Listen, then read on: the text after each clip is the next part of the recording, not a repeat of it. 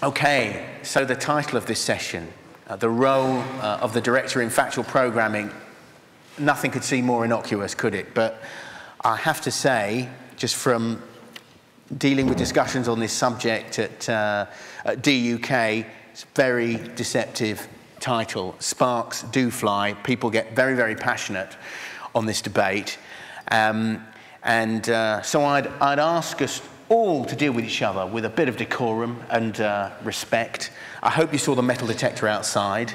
Knives, ratchets, guns, you leave that all till afterwards. If you want to punch up, it's outside the station. So we want a good, clean fight. No, we don't want to fight at all. We want a very objective and reasonable debate. And I think we'd like to end the debate. We'd like to end on where we're going in terms of the director's role. We'd like to come to some kind of conclusion and try and catch a glimpse of the future. Why are DUK doing this? Well, we represent directors.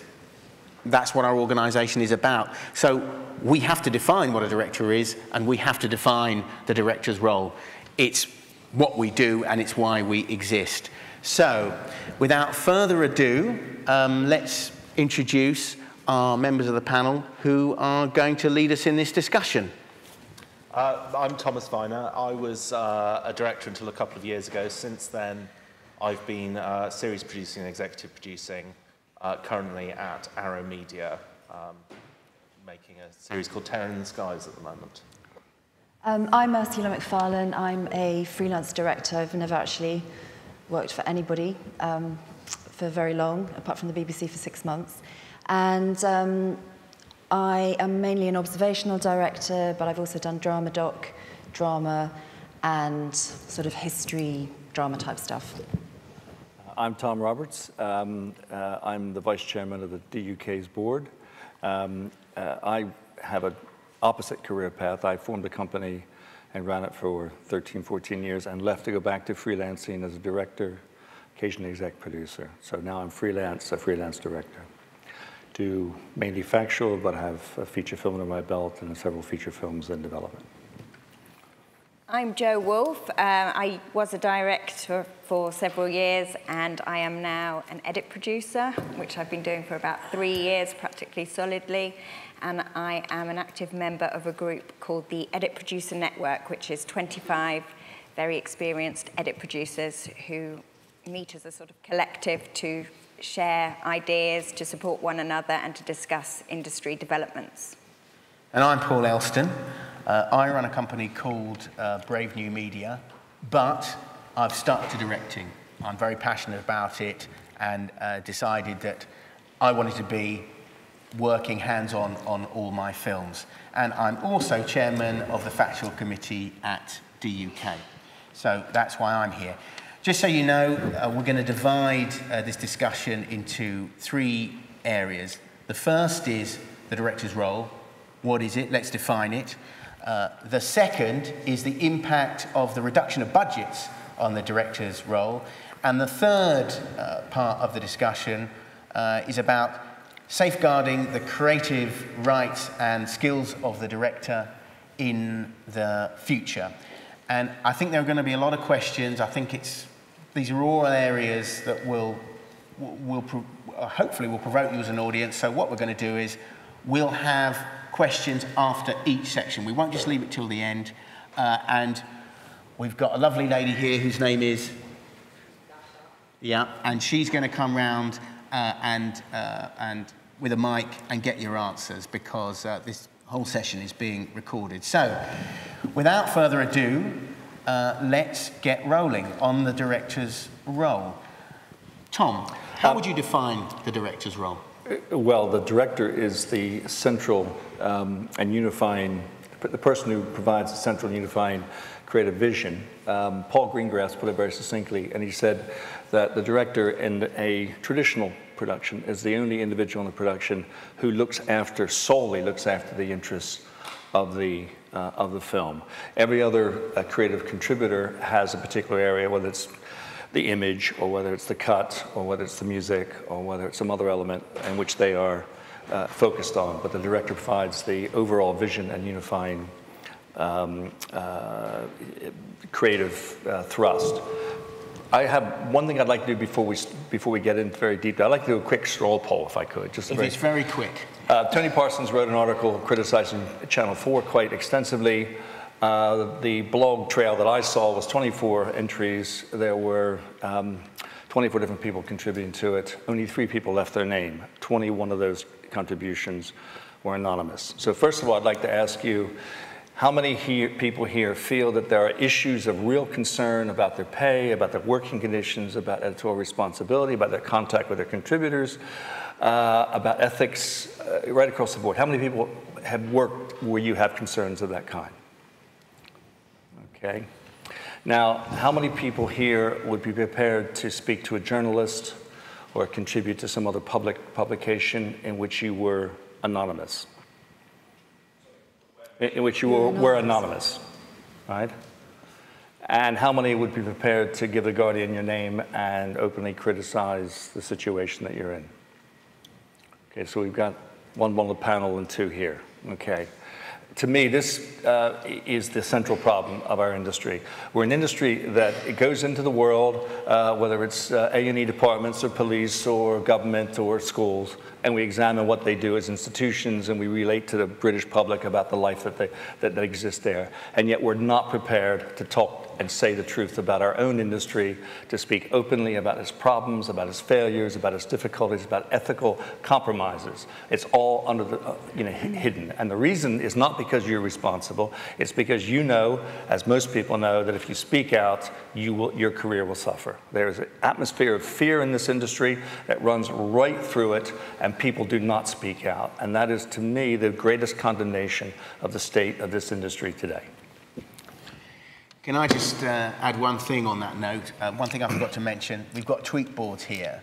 So it's great to have your questions at the end of each section, but if you feel, as many people feel when they write into DUK about these issues, that they wish to remain anonymous, that's a good way of doing it. So you can comment and we'll put them all up on our website. Tom, you raised something interesting there. You talked about the director's role, and the director should be involved in every stage of the production. I mean, isn't that being a bit of a dinosaur these days? The role of the reality is the role of the director is fragmenting. You have shows where they're very quick turnaround, they're formatted. Can you honestly expect on all kinds of factual shows now for the director to be involved in every stage of the production? Well, you can't expect it because the industry's changed, and so one is not trying to put a finger in a dike or hold back, the tide. The reality is that in a lot of areas of production, the director's role has been fragmented. I would turn around and say, point to me the successful Hollywood film that is directed by 7 different people. Show me the great piece of work in the theater that's directed by 7 different people. For that matter, show me the great drama on television or the great documentary or the great factual program. I think that proves its own point. A certain kind of television is made, mainly because of cost. There are other reasons why, other things have happened, in which the director's role is fragmented, and I think that is generally to the detriment of the industry. Having said that, there's some great programs. I'm thinking of the rig shows, for example, that have found new ways of production. And there are some programs that do definitely benefit from a looser definition of who's directing and so forth. So it's not that we absolutely have to get rid of it or that it's always a bad thing. It's that the consequences of our industry being built on the fragmentation of the creative vision is a long-term damaging process. It's great in certain exceptions, but overall, lack of training is one of the key reasons. Inability of people to develop their own careers, the number of people that leave at the age of 40. There's a major issue about women working as directors after the age of 40. The number of women working as directors just drops off to virtually 0. Why is that? We live in a world where men and women should be equal, and we live in an industry which actually is going backwards in terms of equality. I mean, the list goes on and on and on as to the consequences that are hidden and out of sight because of this fragmentation. Joe, you run the Edit Producers Network. You're an edit producer. You're very proud of your work.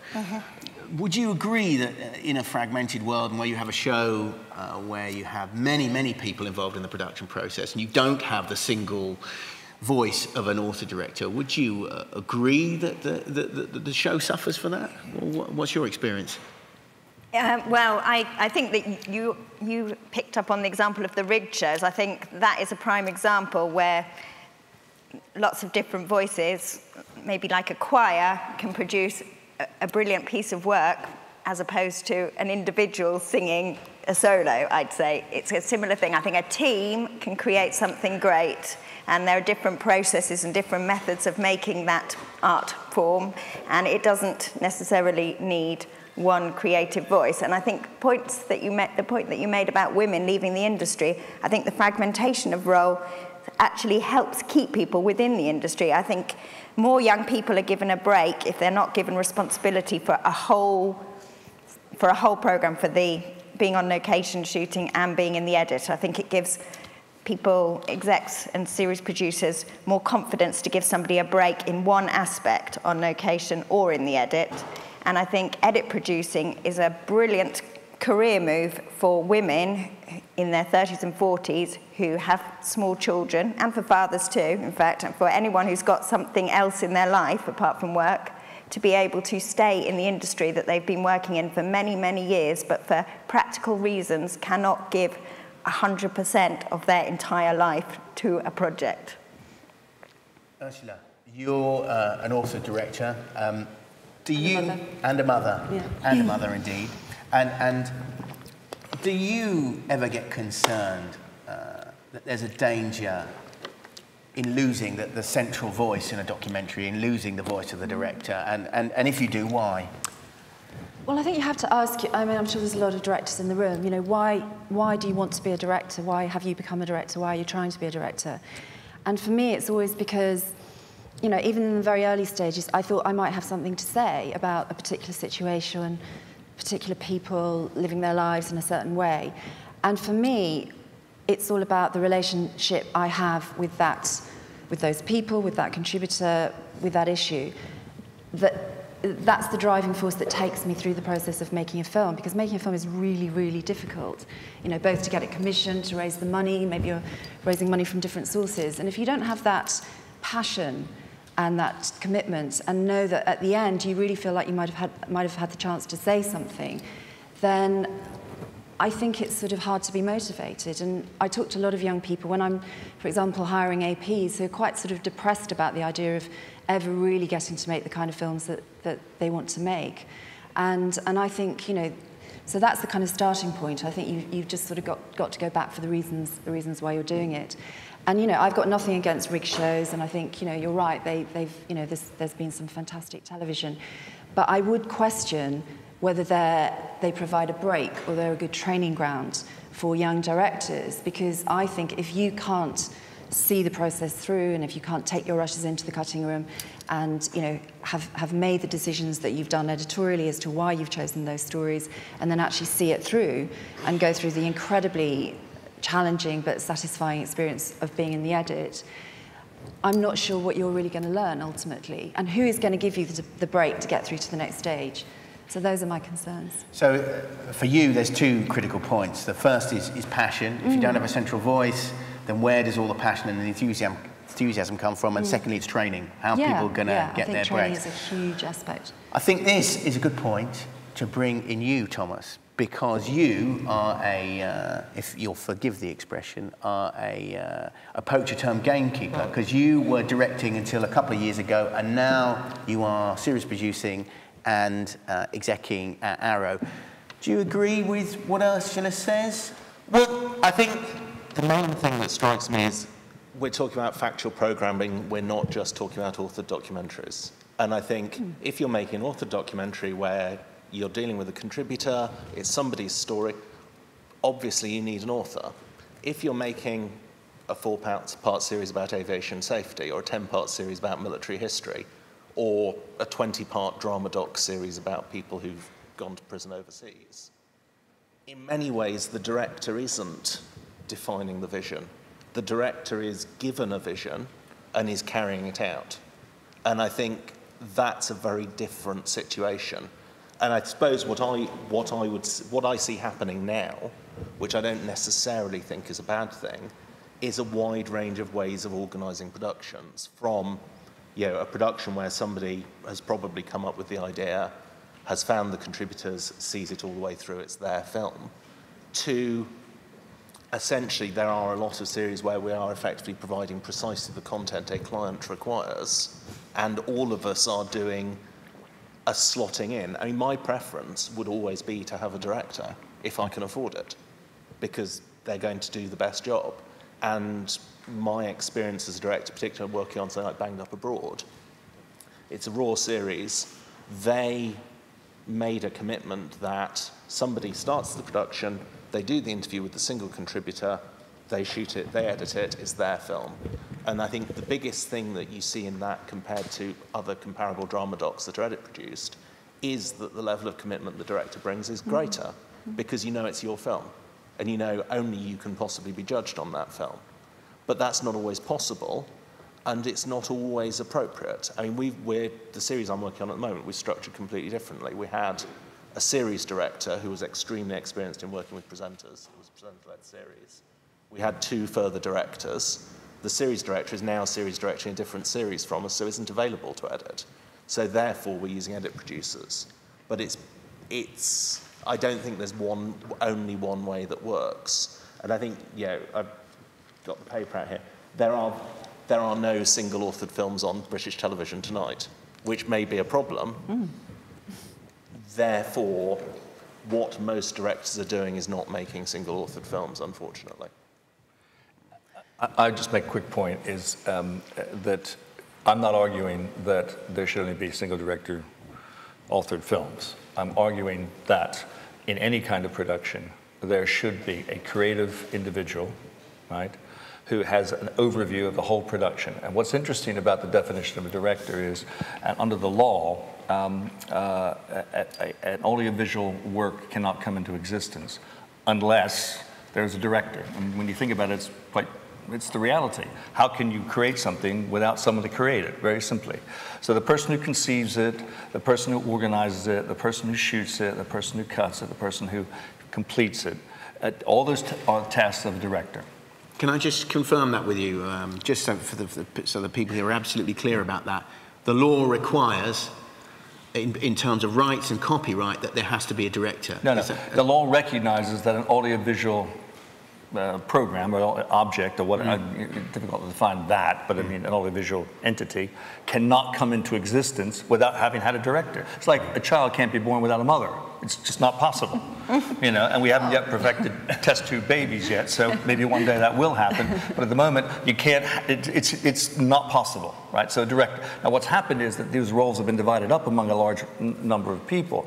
That in itself is not necessarily a bad thing, because the very best directors work in teams. I mean, I work with all kinds of people, and I'll be the first to say that some of the best ideas in the films that I've directed have come from many different people, from above, from below. So you want to create an atmosphere and a work situation where everybody contributes. So you work with teams. The best directors are interested in working with the best producers and the best camera people and the best editing and so forth, right? What I'm arguing for is that television all programming will be better if there's a central vision. It may have to accommodate clients, it may have to accommodate all kinds of other realities, but if there's a central vision carried from beginning to end by an individual. That's my argument, not that it should always be single-authored films. And we know there are a lot of ethical difficulties when that doesn't happen, particularly in Factual, where you go into people's lives and you get to know them, and then that's taken and put in someone else's hands or someone, and all the way down the line, and your very subtle and significant connection with people is broken. Sorry, just quickly, because I suppose my interest is most things these days are series. Even observational documentaries, we're mostly delivering series. Does a director working on one episode of a series really either have that level of authorship or require the same skills as someone who's authoring. It would be lovely to always be able to say, right, we've got a 3-part series, let's hire one person to make all of it. No, but we can't do that. Not at all. No, I mean, it's a long-running series. You take 24 Hours in A&E. Someone established that. I think it was a producer and a director, a team worked together and established that. Once that format was very clearly established, the method of operating and so forth, then other people came along and were responsible for individual programs. Sometimes it's the editor who's more responsible for the material than someone else. In fact, you would say the editor is the director in that case, right? It could be an edit producer who comes along and edits that and actually owns that program. So in a way, there's kind of ownership involved as well. There are different layers. So if you have a series, you might have the conceptual and the first style or whatever laid out, and that would be series director, and then you have under that other directors working, right? And there are many different models, and one's not against many different models. One is, at least I am, against the fragmentation, and often the fragmentation means that the director is then rendered powerless, that the relationship between the contributors and the director is broken, and that ethical elements are become to the fore. And what's interesting is that we didn't have compliance departments 30 years ago. We didn't have them 20 years ago. The only reason we have compliance departments is because we fragmented the role of production, and now there's a whole tier of people who sit there and look down their noses and say, oh, and interfere because the powers that be no longer have confidence that the system that they've created can actually legally and ethically and morally proceed without massive oversight. 15, 20 years ago, in Factual Television, you were producer directors and you bore full responsibility for the legal, ethical, and moral reality of your program. When you have 7 different people working on it, they can all go like that. So you need a compliance department, hence more money, more cost.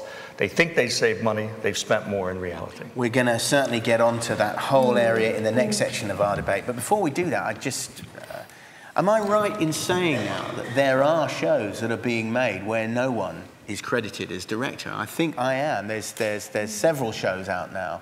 Often big 10-part doc series, high budget stuff. Come across that. Well, there'll be many directors. No names. You'll get in a rig show. I mean, I don't know if there are people here who work on rig shows, you can correct me, but you'll have a gallery director, a location director, series director, and I'm on the distribution committee at Directors UK, and we're trying to work out the definition, a kind of new definition of a director, and it's actually really difficult because who is the director?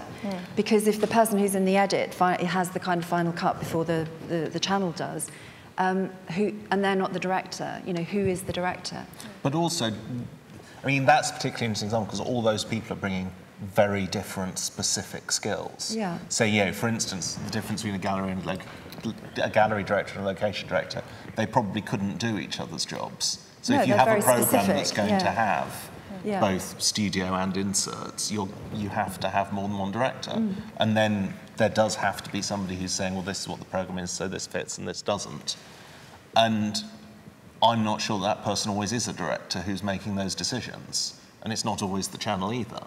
It can be a series director, it can be a series producer, it can be an executive. All those people, I think, have a strong degree of authorship, which isn't reflected in giving one person the title of director and saying it's theirs. But I think it's interesting what you say about Banged Up Abroad, because it's my son's favourite programme ever. And I think it's one of the biggest selling series in the States. I mean, it's incredibly successful. And I've worked at Raw. They're a fantastic company, and lots of other people have worked there. And they do attract really good directors. And I think that's a very interesting decision that they've made, that these are very formatted programmes and there's a certain style, and they've been doing it for ages, and they churn them out. But within that, there are shades, there are nuances, because they do let directors make their own film. And I think it's really, I would be, it's actually never happened to me, but I would be really demoralised, I think, as a director if I felt, I had these kind of, a vision, if you like, for the film, and then I wasn't able to complete it. I think that must be such a dispiriting I would totally agree with that experience. What I saw with Banged Up compared to some other drama doc strands that are superficially similar is they got much better value for their budget because one person was driving it throughout. But working within a very clearly defined format, they always have to get arrested about at the end of part 4, beginning of part 5. But within that, but because they know how to make it work, they can give that a great degree of freedom. Yeah. But at Raw TV, they also do the Gold Rush Alaska series, which is hugely popular, and that is all done by edit producers in the edit. So they obviously don't think at Raw TV that the director being on the shoot and in the edit is the only way of doing things. And I don't think that Gold Rush is less successful. No, I think Gold it's Rush is the probably number one more. factual program in America. That's right, yeah. And I would say Gold Rush was a series-produced series. It's not directed, i.e. a lot of directors acquire material, which is then very heavily produced in the edit, and it's sort of the American system. But And it feels different. I think the author of that is very more whoever the series producer is than the individual people running shoots. But then how factual it is also. You work on both sides of the fence, Thomas. You exec and series produce a lot of formatted series.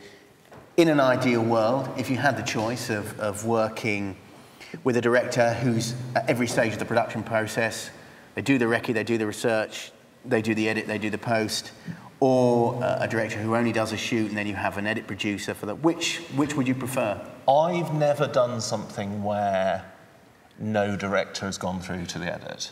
So mostly, and you may not believe me, it's a schedule rather than a budget issue. We've had situations where directors shoot 2 or 3 episodes. They can only edit one of them, edit producers edit the others.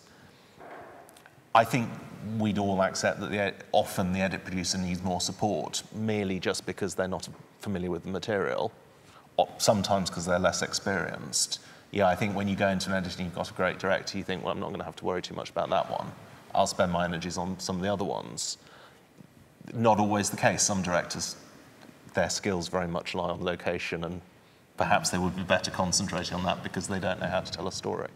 It'd be lovely to hear some questions from you, having heard the reflections of our panellists. Lady in the front row. Hi, can we bring the mic over? Hi, I'm a member of Directors UK, and I'd like to thank you for all the royalties I've had over the years. I now run Women in Film and TV, so I'm very conscious of the fact that half the women in television leave by the time they're 35.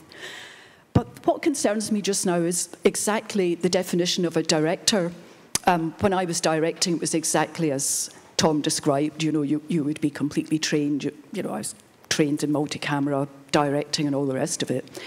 But that's quite a different job from somebody who's actually going out to do, for example, Homes Under the Hammer or Cash in the Attic, which I was recently a contributor on. And literally, very nice young man who was directing it had a crib sheet. He was directed by Angela Rippon, who was the presenter, reminded to do all the shots in one room while we were still there, and was not going to be in the edit. And I thought, how is this guy going to learn? Because if you're not in the edit, you don't learn how to do shots and how to cut it. I wouldn't really consider that post to be a director. To me, that was a bit more like a project manager, because he literally had the shots and everything. If you're directing, it seems to me, you're doing an authored thing. And the whole difference is, some of the shows that you're on, what they need to do, long-running factual programs like Homes Under the Hammer is doing its 17th series at the moment. They've got to be the same. They've got to have the same feel. They've got to have similar music. They need an edit producer. And a friend of mine's been doing that for many years. That's an entirely different kind of job from any of the rest of us actually authoring a proper documentary. Different work. I'll respond simply by saying that person you described being directed by Angela Rippon may not actually be the director. The point is that directing has to take place, and you could call edit producers edit directors. Maybe that makes an awful lot more sense. They do a lot less producing than they do directing in a cutting room, as far as I understand. I've not worked with any. I know people who are.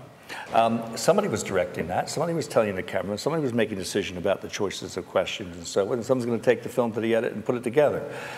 They're the directing jobs. And there's a confusion here about what the credit says at the end of a program, what people call themselves, what your contract says, and the role that actually has to be done.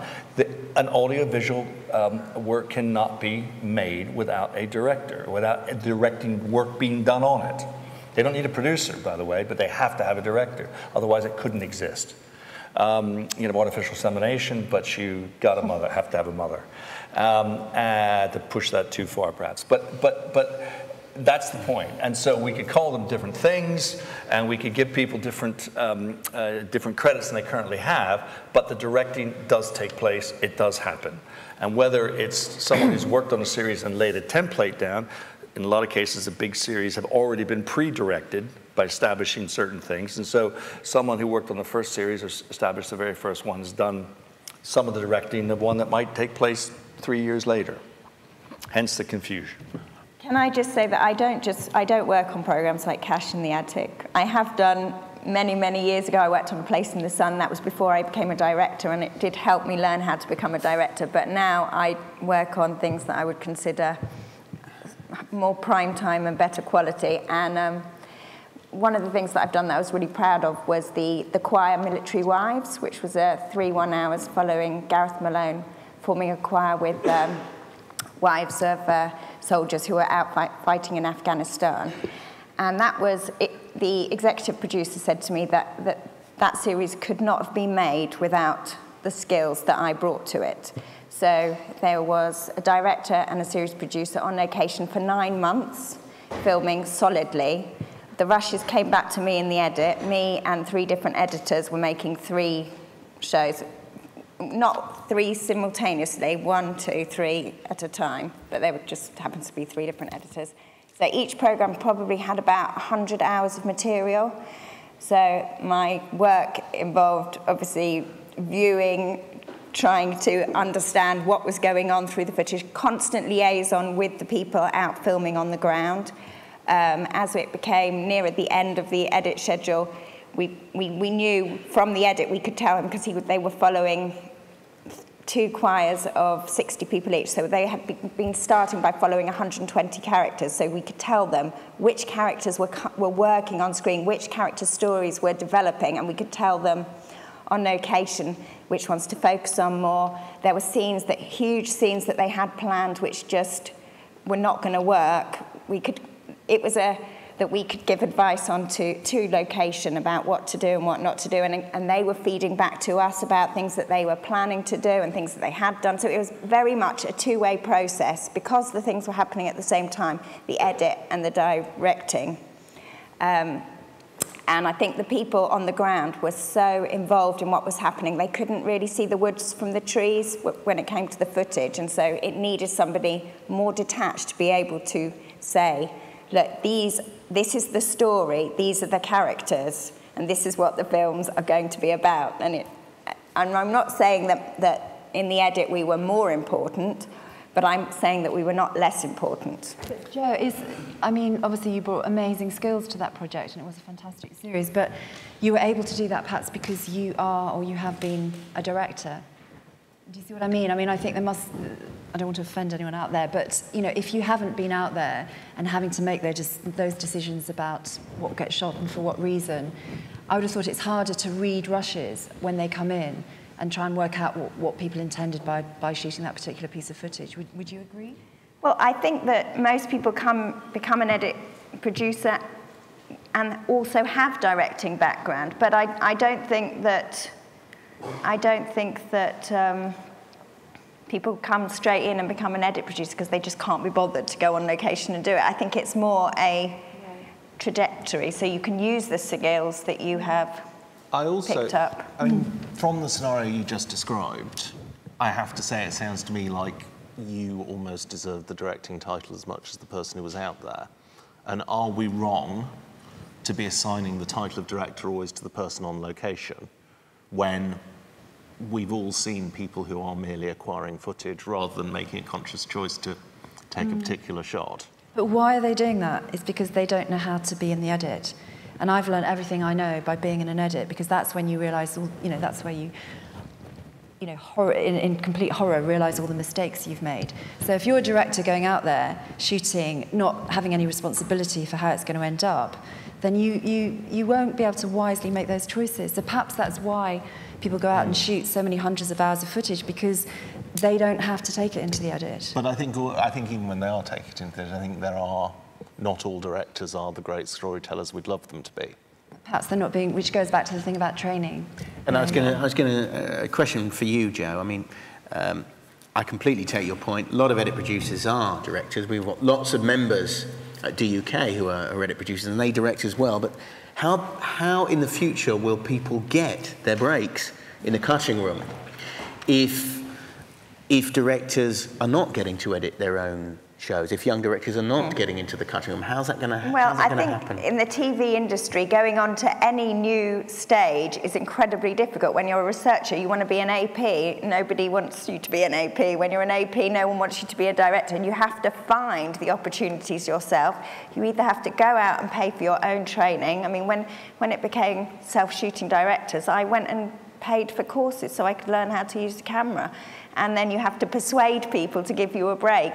And I think with edit producing, shows like Cash in the Attic, well, I don't want to edit produce those anymore, but people who want to learn about being in the edit can either persuade Cash in the Attic to let them have a go, or you make your own films and edit your own films with your own equipment to learn how to do it. But if the role doesn't exist as it used to, that you can go out and film and edit exactly your own material, then I think to survive in the TV industry, unfortunately, you have to fund your own training and make your own breaks. But what we see a lot of is someone will be an AP doing a very traditional AP's role, and then particularly on drama docs, they'll move forward to a role where they're, say, story producing, so they'll be working with a director usually on a pair of films at the same time. So they will help with the initial scripting, the director will shoot it, and then they will edit produce one and the director edit produces the other. So I think one of the things I think is coming up via edit producing can be an opportunity not to get your first directing gig terribly wrong and never work again. You know, it can be a very good way of having more support as you're effectively a trainee director, and then you move forward to doing the full job after that. But you've been under the tutelage of hopefully someone who does know what they're doing, while you're, rather than the model you have where you've been a director and then you're edit producing.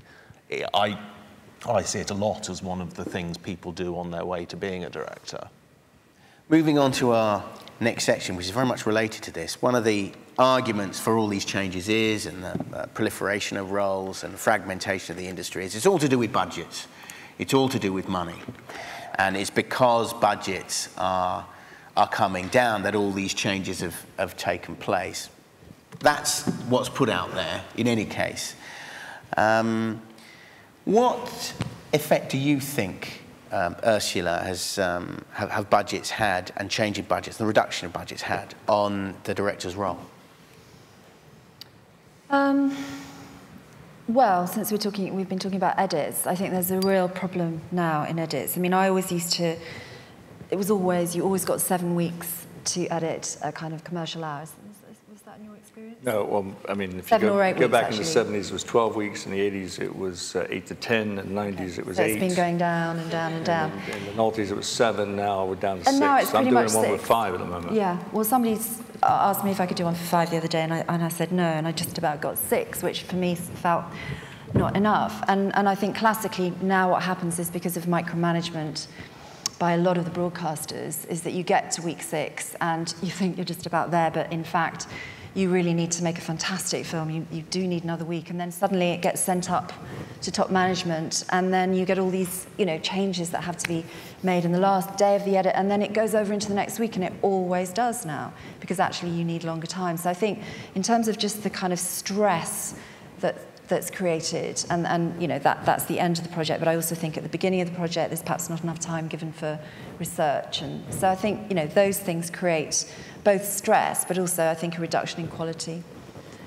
Is it all about economics, Tom, or is that just a line where... Well, it's all about false economics. I mean, if you look at executive pay over the last 10, 15 years, while they've absorbed more and more power to themselves, why they've had to build these complicated departments, more and more lawyers. I mean, working in American-owned India in this country, you'd be shocked about that. They've got a whole section of lawyers. I mean, a whole team of them. You know, there's a gaggle of them. Right? What do you call it? A collective of lawyers. Then you have compliance departments, and then you have what is actually one of the key costs that they never ever recognize is that the controller or the senior commission editor doesn't see your program until very late in the edit, freaks out, lots of pain. How many people experience pain in the edit? It's awful. It's awful what happens. It's a nasty, unpleasant odor that emanates from a lot of cutting rooms in the last few days. Anybody disagree? Does anybody disagree? And then what happens? It runs over. So it's not a 6-week edit. It's actually a 7-week or an 8-week. How many people sat around waiting for a decision because only one person can make a decision? Is that going against that person's budget? No. They have the power to avoid the consequences of their own inadequacy. So while their executive pay has been going through the roof, while they've been gaining more and more power, while they've been turning television into large parts of television into narrow and narrow creative areas, right? While they've built these huge compliance departments and had more lawyers involved than you can ever imagine, right? They say, we got to cut the costs. Well, why do we have to cut the costs? We got to cut the costs because of your pay, because of your mismanagement, because of your lack of decision making, because we got compliance, on and on and on. So let's go to the BBC. Let's take out virtually all the senior management. Let's eliminate the compliance department. No, but seriously, it didn't have to exist. It never did exist in my day. When I say my day, hopefully I still have a day left. But anyway, they didn't have any compliance department. Compliance department is a recent innovation. It's a new idea. Take all that and put that back into production, extend the edits, and then turn around to the producer and the director of a factual program and say, guess what? You're going to be responsible for the ethical, the moral, and the legal consequences of your own productions. If you get it right, you're going to keep and work it. If you get it wrong, you're going to get the sack. That's individual responsibility. I'm going to give you the money. I'm going to give you the power to make your own mistakes and do it right. And that would transform the climate in this country, and we'd still be making programs for the overall macro budget. So it's a nonsense. The cost. And it's very interesting. If you go to this whole thing about self-shooters, right, saving money, the cost, the overshooting, all the other problems. You didn't quite get it, got to send a person out again. You know. Revolutions aside, on the going to the barricades as a possible option. Taking them out. There is an issue here, isn't there, in that we've had a load of scandals that have taken place, journalistic scandals, because people haven't done their jobs. And what about this argument that if you have, on a contentious program, it might be current affairs, it might be a very sensitive documentary, observational documentary, where you're handling very sensitive contributors, if you don't have the same person editing the rushes as shooting them, you can get into all sorts of hot water. How would you counter that one, Joe, as an edit producer? I mean, have you ever seen those situations arise before? Because that line of communication is broken. How do you deal with that? Well, I don't really work on those sort of programs, I have to say. A series that I got involved with a little bit, which had a lot of legal issues, was Mary Porter's Queen of the High Street, which I just came in at the end. But that was having all sorts of legal and compliance issues, and it was almost the whole series. It was 3 1-hours were almost pulled, but that wasn't to do with there being a separation between the edit and the shoot. It was to do with what went on in the shoot, and well, to be honest, I don't even know what it was about because it was a different program. But it was not to do with. Right. I have never been involved with any legal issues that are to do with the person in the edit not being on the shoot. I think that you can if you watch all the material, if you read all of the shooting notes that you're given, if you do your own research, if you fact check everything, if you get the people on location, somebody on location like an AP or preferably the director, but often they're off on another project. If you get them to watch the cut before it's finalised, that you can do your utmost to make sure that everything is as close to the truth as it possibly could be. Why not pay the director to do that? Because they're often they're doing something else. Because you're not paying the director. I would say, by and large, we dream of directors who take that kind of level of responsibility.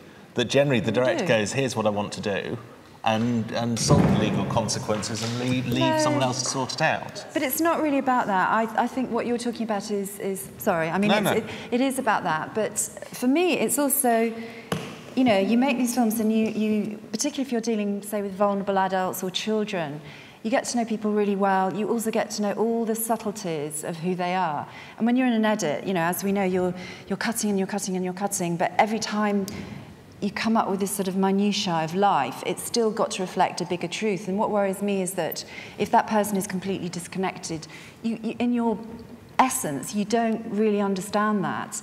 And I would have thought it's quite late for someone to come in. I would say when that was you're entirely true of that kind of film. But Thomas, you're right. History film. Yeah, Thomas, you're there right. are different kinds of films. Or a film of course about there are. crashes. Yeah, no, You're absolutely. right. There are a lot of directors who don't take that responsibility, right? And so I'm not sitting here saying we're all wonderful and all the rest of it. I'm saying what we need is a new industry paradigm, right? Where the director is, for example, I'm an advocate. We have ed specs, right? So an independent goes to Channel 4, BBC, whatever, and has an ed spec. At the end of the day, now they have to sign it off and everything and all what the program's going to do. Well, why aren't directors who are responsible for that program seeing the full budget? Well, there's a reason for they're not seeing the full budget, because not every company, but a lot of companies take a lot of the money out of that, say there's not enough money for enough cameramen, not for that and the other, and they just take an awful lot of profit out. And they say to the director, you now have to make it for less. And Channel 4 used to control budgets, they don't control it anymore. So what if the director was given the responsibility as an independent individual to look at the budget, look at the program ed spec and say, I certify that the money available to me is sufficient to deliver the program. Do you think most directors are interested in that? Because one of the things I've found...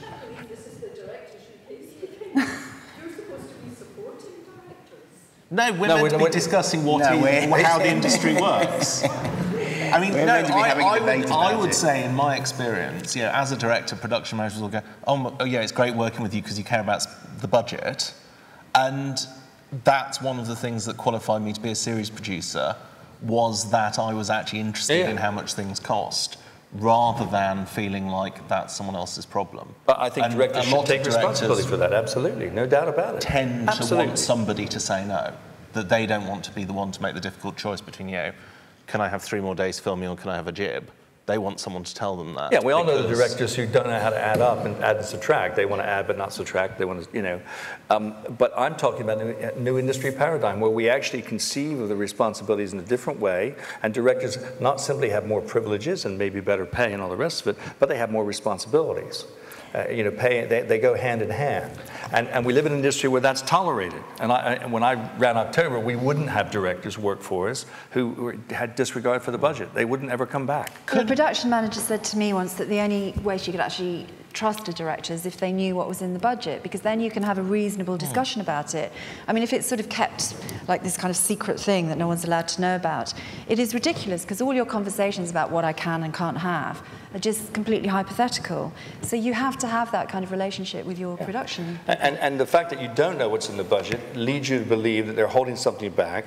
And every director has the experience, not every director, most directors have the experience, where I say, I need 3 more days, you can't have it, and you get right to the edge and say, guess what, we're not getting that key interview or that key event, and those 3 days miraculously appear.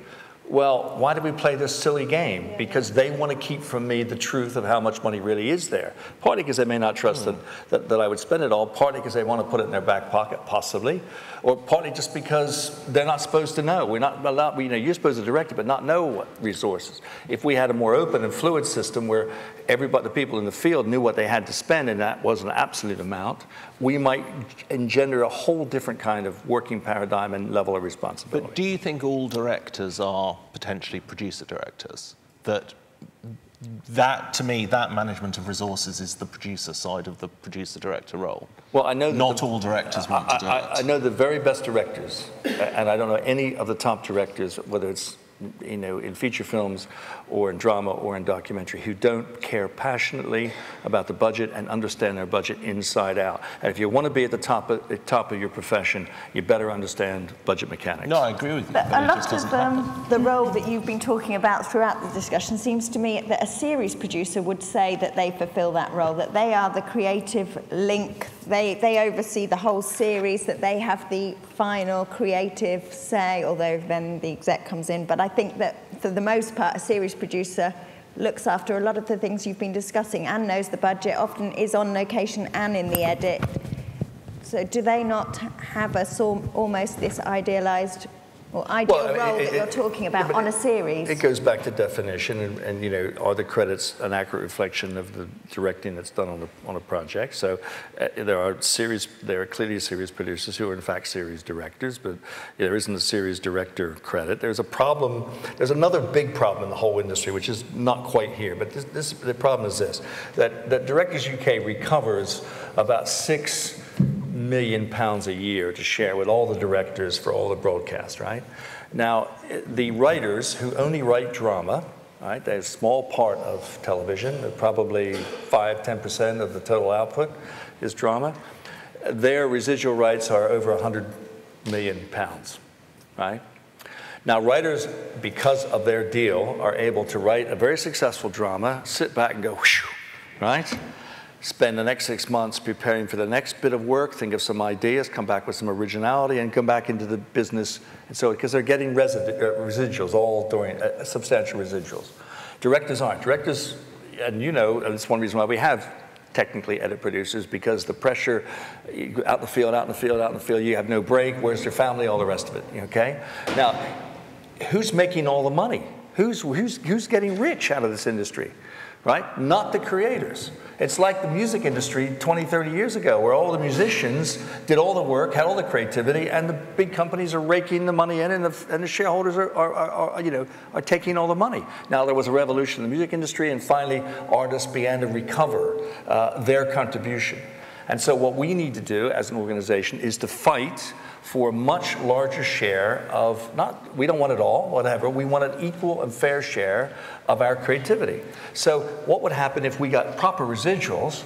I may not have to work for 3 months. I may be able to use that time, take a break, think about something, come up with new ideas, and then come back into the workforce with some original ideas, which I can't do, because as soon as I finish this project, I've got to take another one, because pay is too low and the pressure is too great. Right? Because we don't share in the profits. How many directors have invented something really quite original and don't get any sales shares in India or in South America or in Australia or in the USA? Time and time again. You create things and you don't share in the profit of it.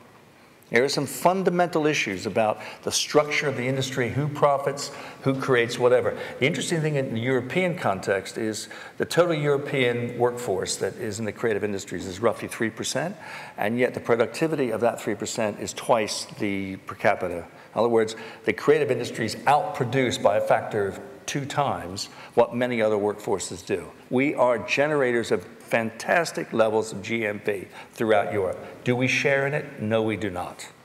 I came across something, a few years ago I did one of these Canadian co-productions and worked in Canada.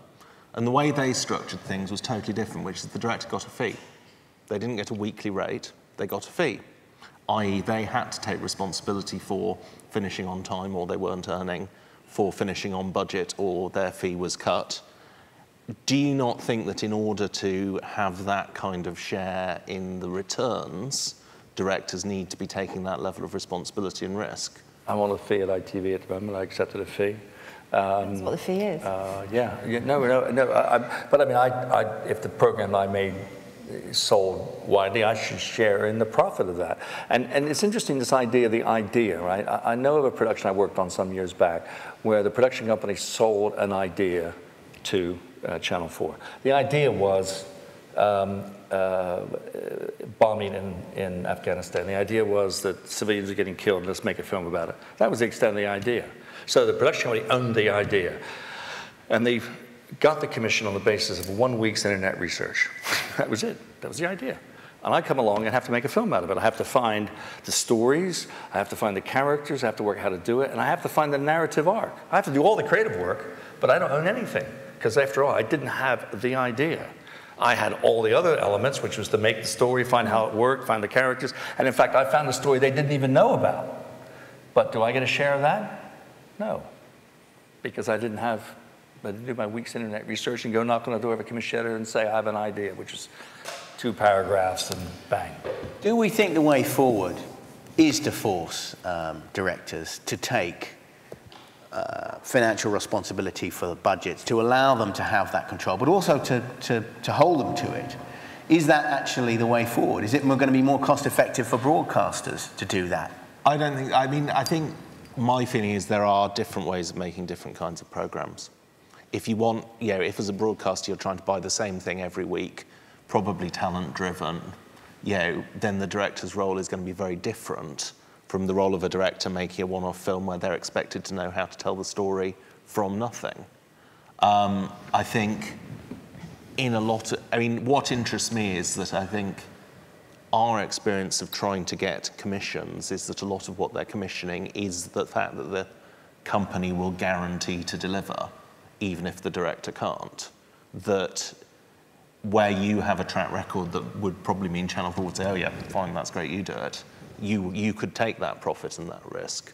But I think with, not everyone has a personal profile. So essentially what you're often selling is the company's guarantee that what will come out will be broadcastable and for the budget and on the date it's meant to come. I do have one thing to say about directors' rates, which is one of the things I've most noticed. When I started directing, first couple of years I was on a glorified AP rate. Then I was definitely on a junior director's rate. Then after about 6 years, I was earning what I would consider a full director's rate. I never come across anyone wanting to work for less than a full director's rate now, on their first film, their second film. And I think that's one of the reasons why we end up with edit producers, because some directors aren't offering value for money. And if I've gone to all the people who can definitely do the job and none of them are available, and I'm left with someone who can sort of do the job, but still wants the same fee, they aren't offering me anything to make me make that choice. And I think that gradation and that acceptance that you don't spring into the world a fully formed director, that you have to learn and that you get better at it, hopefully. Which goes back to the point that you need to... What? I don't think it would be fair to the people we're paying for me to reveal what their salaries are. Well, no. What I'm saying is all directors are asking me to pay them the same, however good or inexperienced they are. No, not at all. No, this is on the basis of negotiation. I would say the vast majority of directors are asking pretty much the same, with very little space to negotiate. And I really am talking about... I've just said I'm not really prepared to say, because that would be... I'd say something in the region, for specialist factual, something in the region of 1,500 a week. Well, and so first-time directors are coming to you saying that they have to be paid that? Second-time directors who have not made award-winning And you can't films. say no to them? You do say no. We actually, no, we very rarely are able to get anyone for less than Really? that. Yeah, really. Gosh, well, I had to work my way up. Well, so did I. But and also, I think... Do we have any other bids? Any other bids? We've got Is there anyone who could be a referee for this gentleman? To the man with 1,400. 1,450. I think. but also, You're going the wrong way, Chris. You got to go down. You know, experience and track record in delivering things doesn't actually get you to earn any more money. You know, I have to tell you, it absolutely should. You know, you get stuck on that 15, whatever, 100 thing. I don't know about you, Tom, but you know, it's very hard. You know, your experience should tell people that yes, you definitely are going to, hopefully, all things being equal, you will be able to bring this film in. but you're not paid any extra. Yeah, I mean, the other side of that, and I take your point, Thomas, really, it's a good point, that there isn't a sense of people being brought into the industry and built up and so forth, and there really should be, and first and second time directors should accept rates which are proportionally lower than someone with 5 or 10 years experience directing. But the opposite happens once you get to the rate, let's say 1650, 1700, and you've done lots and lots of things, it's almost impossible to break above that. I mean, I've got 35 years experience, and the battle I have, one of the reasons I took the fee at ITV, oddly, it was really an odd thing, they were offering $14.50, and my rate hasn't been anywhere near that for quite a long time. So we solved the fact, I do some teaching, so we solved it by, in their terms, I'm working for 15 weeks, and I'm taking a week and a half off to teach, so I'm getting paid to teach. So in fact, I'm working 13 and a half weeks. So when I calculate my rate of the same amount of money, my rate's much higher than their calculation of the rate. Interesting enough, the film is still made. I'd still do the same work to make the film. So there's, in a sense, there's no give and take on that front. But it's interesting that you mentioned 15 weeks, because again, without wanting to sound like a complete old fogey, you know, when I first started making 1 hour films, it was about 17, 18 weeks. And now the last film I did actually was, I think, 12 weeks, 13 weeks. From start to finish? I mean, actually, it's been a long-term part-time thing, which suited me at the time because I was doing some execing. But yeah, I mean, that is a real shrinking of time, which, you know, puts so much pressure on everybody, you know, particularly at either ends. And I think that's detrimental to quality. Yes, I think one of the reasons also that the director's voice is diluted is because there's not enough pre-production time. Absolutely. And in the edit producers have to be talented and skilled and experienced, because we're often just given rushes where there's no thought has gone into what but these you're not rushes edit producers, were you're edit filmed directors. For. That's what you are. Yes, I would say that. I am more of an edit director, I would say yes, but if there was more pre-production for the people before they went out, they knew what they were trying to get. They had a vision before and they got it. They would have less rushes because they would be more considered. Absolutely. And their voice would come through stronger, and they wouldn't need somebody else to come in and say, well, this is what you were trying to say, I think, or this is what your rushes are telling me they are saying. And of course, shoots and edits are very expensive things. I think the people that we need to win round are the commissioners, aren't they? Because there is an economic incentive in doing more prep. Actually, having a director doing 2 weeks more on a recce actually is not a significant cost for the production. It's a tiny, tiny proportion of it, and it can save so much money. And I think perhaps this is where we should be talking to the powers that be and saying, look, you know, it's your cash. It's in your interest. If you want to burn it, you can. But you'd save a lot more money in allowing just a bit more prep time. Even a couple of weeks makes a big difference. And frankly, you know, on your $1,500 a week rate, £3,000 in the context of a budget is not a vast amount. I mean, I think one of the things we tend to see is that we're getting the green light for productions with barely the time to do it. So, yeah, the series we have, the first episode broadcast last Sunday. The second episode is being delivered about now for broadcast this Sunday, because the lead time between green light and broadcast is not long enough for us to choose how to structure the production. Can I ask you how long that idea sat with that broadcast before you got the green light? Sat is a slightly pejorative term. But usually on the shelf. I mean, it went through a probably 6-month commissioning process, but at no stage was it just stalled. Obviously not. And also it's a co-production, which means you have to line up other broadcasters. But I mean, isn't that the point? Is that we all have experienced many, many, many times where they just sit on their hands, they take forever to make up their mind, somebody has to come in and go out and all the rest of it. They play their musical chairs, they finally make up their mind, and as soon as they do, they say they want it right away. And again, it's the irresponsibility of commissioning process where they don't take into account production difficulties, and we're finding more and more commission editors have no production experience.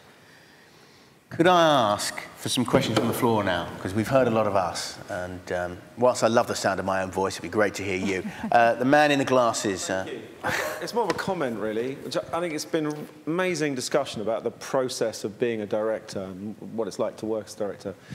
But really, I'm missing the point. There's like an elephant in the room, which is that British television, with some very honourable exceptions, on the whole, is mind-numbingly dull and bland. It is. Porridge. Yeah. Most of it is pure, mind-numbing porridge. And as we've become, as an industry, more professionalised, systematised, the product has got duller and duller and duller. And actually, the people that are telling us that we need to produce this standardised, homogenised kind of product are the commissioning editors. The people who are acting like this kind of priesthood. You know, we're in possession of this knowledge about what works in the marketplace. We're the ones that know. You directors, what would you know? You wear tartan trousers and you're unpredictable and unreliable. And we have to have meetings with people like Tom Roberts and you're difficult. You know, we're the guys that know what this industry needs. But they're not even succeeding on their own terms. First of all, why should the BBC be acting in a marketplace? It's not a marketplace. It's a public service broadcaster. Second of all, channels like Channel 4, no one's watching them, really. So I think the biggest thing, the thing that would really free up directors, if we could find some way to get the industry, the people that are making these decisions, to recognise that you will only get people coming back to television, and television will only become a central part of the culture again, like it was, you know, 15 years ago, when you give people with passion and something to say the space to say it. And that is actually, we can talk about working conditions for directors, but the point is, they don't want directors to be free and you know, follow their creative vision. They want product. However, that product isn't a very successful one at the moment. So I think, actually, a lot of the discussion should be around what those people are commissioning. One last point, I went to a commissioner session this morning. I don't know, it lasted a couple of hours. It was directors got mentioned very briefly, like twice. So all these things are on the telly, and you're wondering, who's making these things? It sounded like they were making them, do you know what I mean? It's a very sorry state of affairs. That's really my point. Well, I think that's really interesting what you say, because I was just thinking yesterday about all the kind of people who've moved documentary on. Errol Morris, you know, Brian Hill, Joe Bullman. You know, these people, Panna Baker, who didn't do what they were told to do. You know, they did something else, and probably a lot of commissioning editors at the time said, oh my God, you can't do that. You can't have people singing in a documentary. But they just stuck to their vision and they pushed things through, and then they have, you know, they spawn a lot of imitators, which is fine, and then things move on again. And, you know, I think rig shows are a fantastic innovation, but what's the next rig show? And is it going to come from directors, or is it going to be producer-led, commissioning editor-led? And if so, I would argue that it will be duller and the porridge will just continue. You know, who are going to be the single directors who push things through and make exciting films that make everybody stand up and, you know, want to see the world differently? I mean, it's an interesting point. They've just brought back Modern Times, haven't they, which is an authored slot.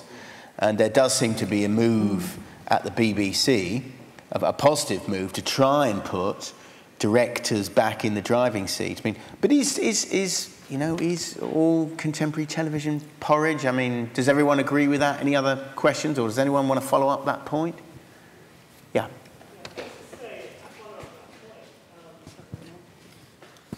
Just to say in terms of, and this is not so much factual programming, but in terms of drama, in America, I think it's considered that there's, you know, TV's going through a kind of golden era, because we are seeing, you know, short series, you know, by directors, author directors, like, for example, Jane Campion and a series.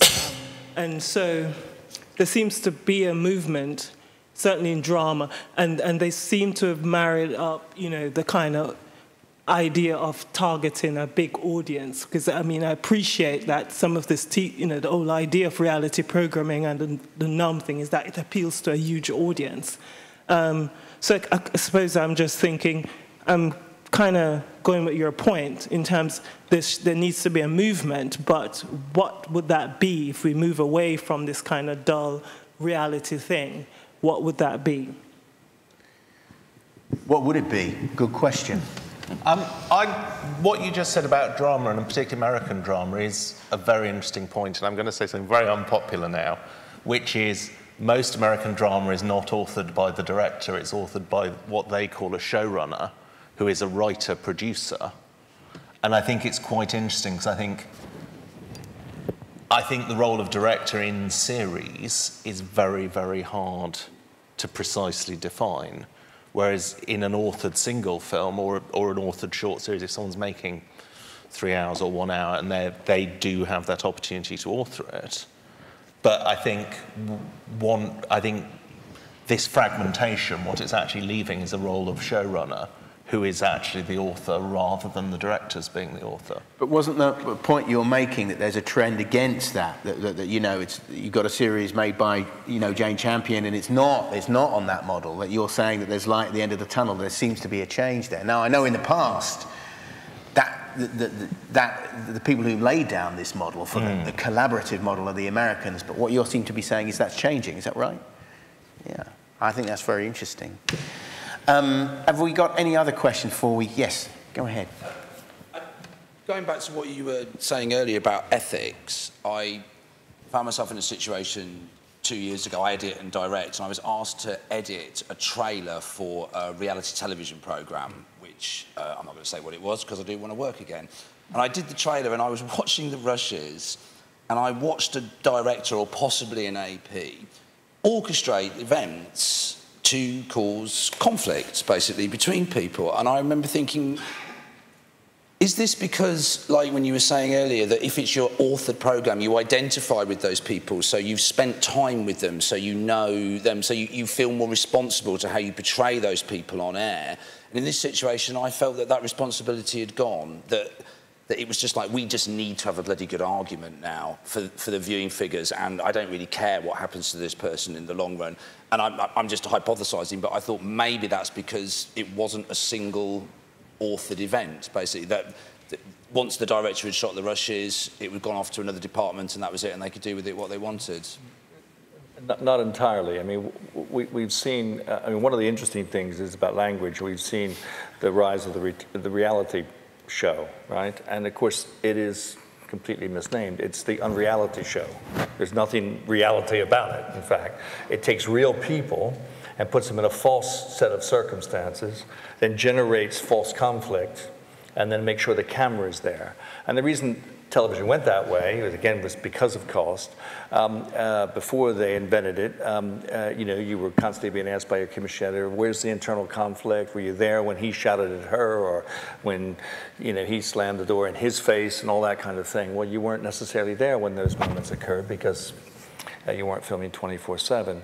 And so they began to generate this. And so what's happened is a whole genre of material, of work has been created where all the conflict is manufactured, and that has caused, I think, a divergence between how people perceive the world and how the world really is, in fact. Now, we know that there's been a huge success.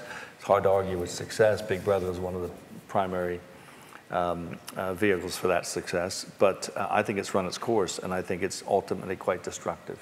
But it's interesting you make the point. Though I, for my sins, designed 3 or 4 big reality formats, and I watched them on TV after I'd left that realm of TV. After I'd left that genre of television, I watched a couple of incidents, and I thought that doesn't look right, you know.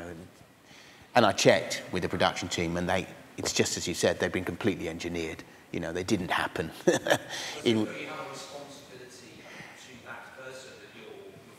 Exactly. You know about psych testing. I mean, it's interesting because a lot of programs now have a thing called psych testing. Before anybody is actually cast in these programs, you know, a psychologist has to be in touch with them to determine whether or not they're going to commit suicide or some other terrible thing, right? And I know one really funny example where a producer-director I know, had to run all her characters through the psych. And because they were up against it, because the decisions had been taken very late in the day and they had to produce it in a very short time, she had to ask the psychologist to visit the home of the people that were going to be in the film. And the psychologist and the friend said, but I don't go to people's homes. I don't go to, and went into this crisis mode where she burst into tears. So my question is, and this is a compliance question, is who psych tests the psychologist? And then I want to know who psych tests the psych test of the psychologist, right? And where the fuck does it end, right? I have the lady in the glasses by the pillar. Hi. Thanks. I don't quite know what I think about all this sort of programming that we're watching on television. I can't deny the fact that I love watching things like One Born Every Minute, these so-called rigged shows. But as a director, obviously I worry because I'm not at the center of it anymore, because it's not being made by me, by the kind of relationships I form with those characters. And what worries me, that I think what's gone from documentaries is, in the past, when I watched a documentary, I could see the personality of that director in it. I could say that, oh, this is a Tom Roberts film. I could recognize those things where I know Tom is the only person who would have asked that kind of question, or he would have moved away at that point because of his sensibility. And I think that's the problem. Run out the door. and I think that's what the problem is now, that everything's become very controlled and sanitized. And so, as you said, you know, it's not really reality anymore because it's a controlled reality and it's all become very human, touchy-feely, which is what observational documentaries were. Those individual authored, visionary director-led documentaries were about getting close to your subject matter. You know, when Paul Watson gets close to an alcoholic, it's because it's him in the room that brought that personality about. So there's this kind of lie going on in that those programs do show this humanity. You know, it's like creature comforts. We're really close to these people because they don't know the cameras are there. They do know the cameras are there. They may forget. But I think it's the personality of the director that's gone from documentaries. Very good point. And there's a lady in front of you who wants to make a point. I think what you've just said, Ruth, is quite a valid point. But as someone who has worked as a producer-director and has been around quite a long time, I now work as an edit producer quite a lot. And I've been told repeatedly that my style in the edit comes across in programs that I edit produce. So it's back to that argument of you become a director of the edit. And that gives you a chance to sort of stamp your personality onto someone else's rushes, by all means. But you're looking at it from a distance, and you're looking at it freshly, and my experience means that I see things that other people don't see, even when you're looking down the viewfinder yourself, and I see value and worth in little moments. You're agreeing with the point that Tom makes, that really we should be talking about edit directors and not edit producers. Definitely. Okay. We have to move swiftly on now to the last part of the session, which is an important one. I mean, I know people get upset and downbeat about the future, but actually some really positive things have happened in the last year or 2 years that we'd like to fill you in on. But how do we safeguard the creative rights and the skills of the director in the future? You know, how do we get ourselves back to the center of things? Ursula. Well, I think you have to pay us properly, because otherwise we're not going to want to do the job, and the best people won't be attracted to do the job.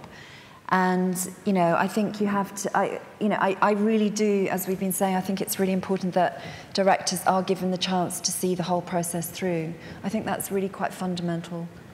Could I just very quickly ask what you would count, since I was open about what we pay, yeah. What would count as being paid properly? Well, I think it depends on your level of experience. I really do. I mean, I don't actually know what junior directors get paid, or end up being paid. I would imagine sort of 1,200 to kind of 1,700, 1,800.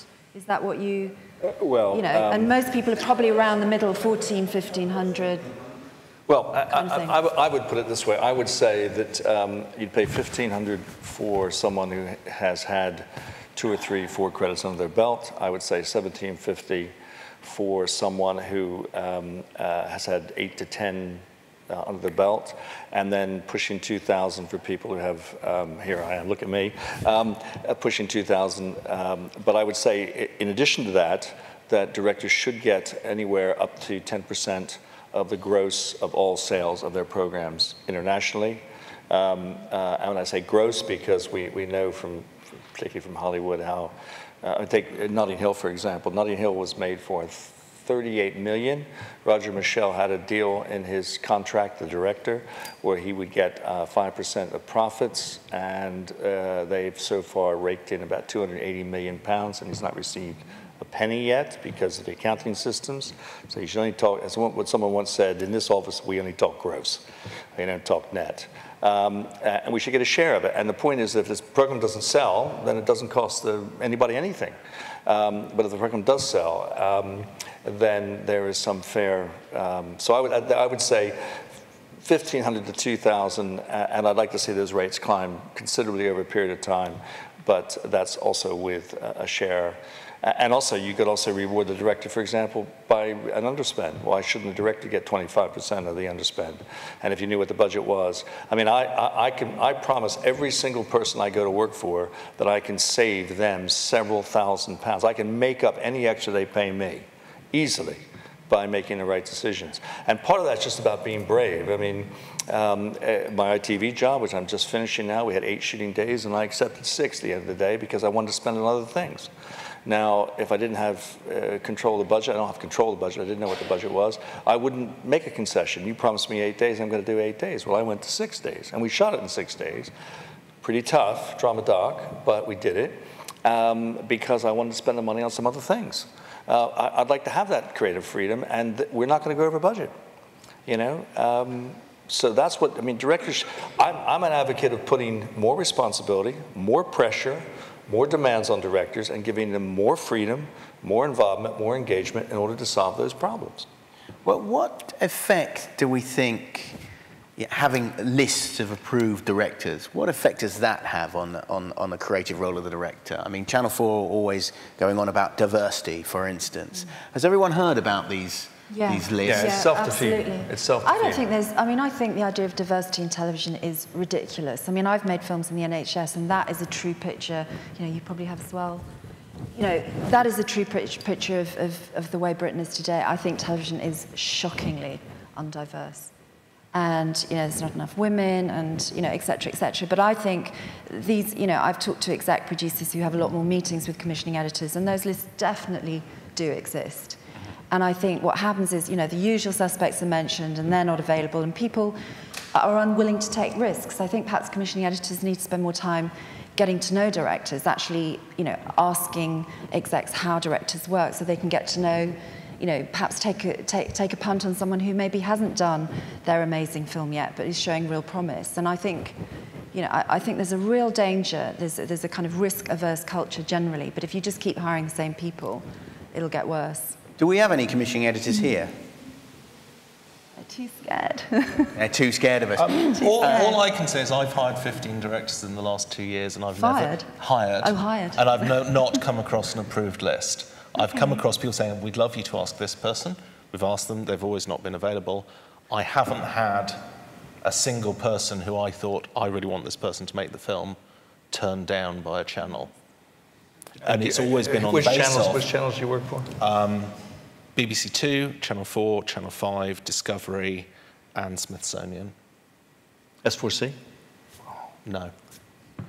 No. I mean, I've certainly heard of I mean, I can remember... So what I mean is there's definitely approval, but if someone, and people do need a track record, but if we say, we have worked with this person and seen them grow up through various roles, or if somebody who the channel trusts will vouch for them, if somebody, you know, nobody's heard of them, they've never done anything, then yes, someone's going to say no.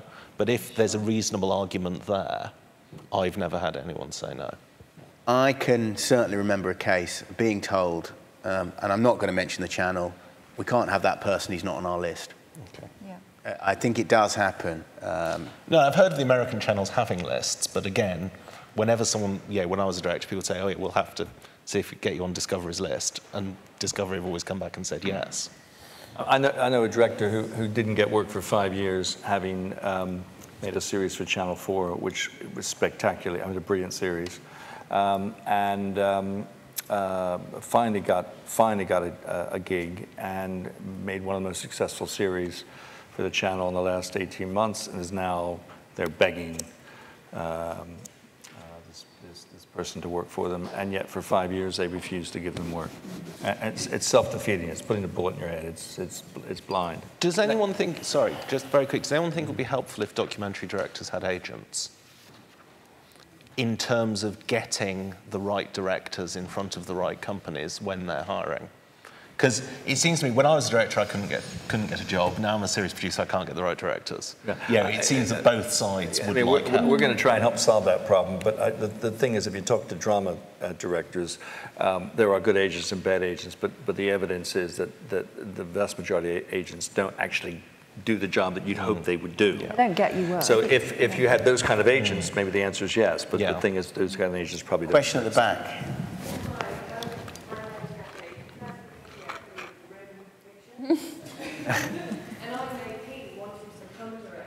And you, Thomas, talked about the idea of going into being sort of an edit producer, or as we're now calling it, an edit director. Are there other ways that people like me can break into this grim state of play that you guys have been talking about? Any thoughts on that? But talk to me afterwards.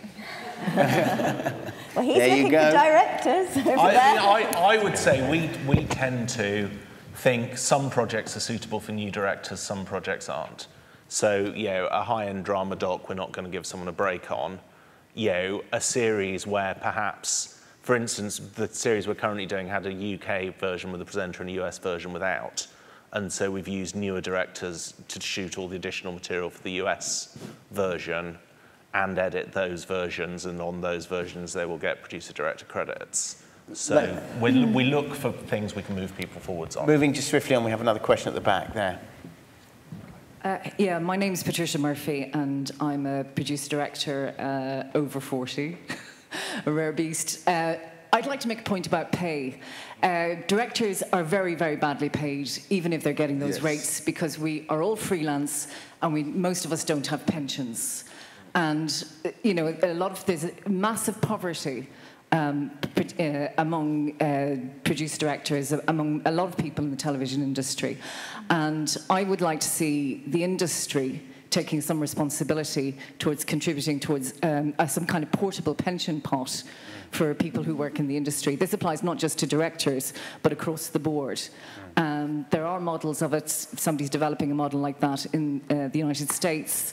And, you know, we make their money for them. We make their massive profits, and it's about time they were recognised that the programmes are made by people, whatever they're called, whatever their roles are, and you know they need to foot the bill. And the same goes for training. There needs to be some kind of recognition.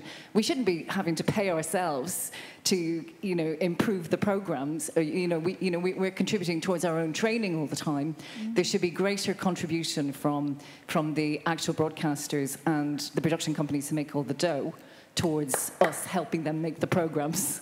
Absolutely, and I think the average pay of a female director these days is £41,000 a year. It came out in the stats. Just moving to a close. I don't know whether people here know this, but Directors UK signed a very important agreement with the BBC called the Creative Rights Agreement, and what it does is it actually enshrines in a document that's binding that says that directors should be involved in every stage of the creative process. They should be allowed to see the budget. And we're about to sign the same agreement with ITV. And so I just thought it was worth flagging up that the debate has at times been a bit downbeat, but it's, there is light at the end of the tunnel. And I think that it is possible for us to turn the tide. It's beginning to turn already. And it's really great to hear your views. I think what would be great, I think the other members of the panel I hope will agree with me, is to be sitting in a room of commissioners. A load of directors in a room with a load of commissioners. I think that might be a stage. I'm going to ask, as we draw to a conclusion, each member of the panel, I'm going to ask them to just very succinctly, in 30 seconds, say how we can improve the role of the director and protect the role of the director in the future. Thomas. I think the biggest thing is everyone being clear about what's happening, what you're expecting a director to deliver, and making sure they have the resources to deliver that. Ursula. I think it's about making sure directors are involved in every stage of the process, because to me that is what a director is from start to finish. And I think to start chipping away at that, which I think a lot of these programs are doing, is very detrimental in the long run. Which is absolutely enshrined in the Creative Rights Agreement, which we've signed. Tom? I probably would say this, wouldn't I? Directors UK motto is one of you, many of us. We are in the process of fundamentally changing the industry. It'll take another 5 or 10 years if we are successful, maybe longer if we're slower than expected. Join us, support us, get involved. We can make a difference, and we're already making a difference. We've already doubled the amount of money that the broadcasters are giving us to share for rights. We'll do it even greater next time. Joe, edit producer and director. Yeah. Well, we haven't actually really discussed this, but I think there should be more. I think we should bring back the training strands for new directors, like The Other Side, which Channel 4 used to do, and Metroland that Carlton used to do. And I think that you have more directors' voices coming through. You have more diversity of programmes on TV, and then everybody gets a chance to do the programmes that they want to make and work in the capacity that they want to work. That's a really good closing thought. Thank you all so much for coming. Thank you to all our members of the panel. It's been a lively and positive debate.